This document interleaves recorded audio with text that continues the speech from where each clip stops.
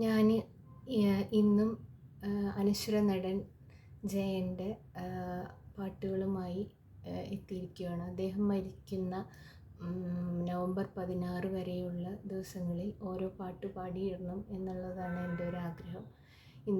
ഇന്നിതാ മൂന്നാമത്തെ പാട്ട്. ഈ പാട്ടെന്ന് പറയുന്നത് അറിയപ്പെടാത്ത രഹസ്യം എന്ന സിനിമയിലെയാണ്.